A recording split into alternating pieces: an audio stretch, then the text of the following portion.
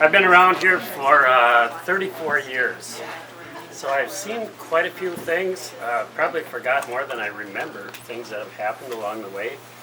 I kind of have a theory on some of the things that are happening here.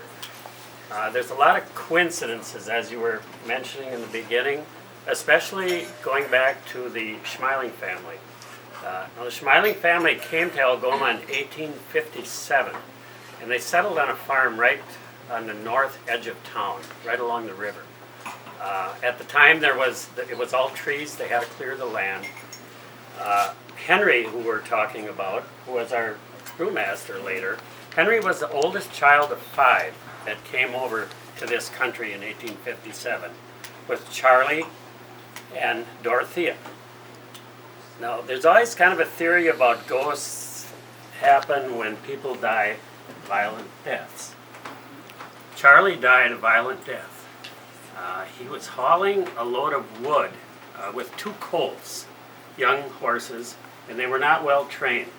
And they broke, started running, and Charlie fell off the wagon, the wheel ran over him, and he died the next day. He was 74 at the time, so he was quite an old man to be doing that.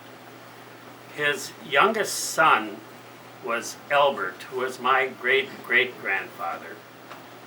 He was killed a block from here by the train in 1903. And he had brought, again, a load of cordwood into town, because I imagine most of the houses were heated with wood at the time. Was on his way home. It was toward dusk, and the Anapian Western Railroad tracks were right behind the winery here, and they extended along the river back out of town.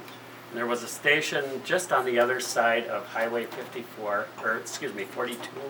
or 4th Street, which is the main street of Algoma. And at that time, the train hit him, knocked the wagon, the horses had to be put down, and he died right there on the spot. His son was following him, and he witnessed the whole thing, and it was a big deal. We have some paper clippings about it. So I always think maybe possibly, now that the Schmilings are in the building again, something is connected there. There is some type of connection. Some of the other stories that have happened in here, again, the ladies' bathroom. Way back in the early 80s, we had a pretty small crew here, and I think I was probably the only man in the building at the time. The 2 boys that own it now were probably in grade school then. And the men's bathroom was locked. And if you go in the men's bathroom, it's a pretty simple lock, and it's the same as it was back then. There's a hook and an eye. And they could not get the bathroom door open.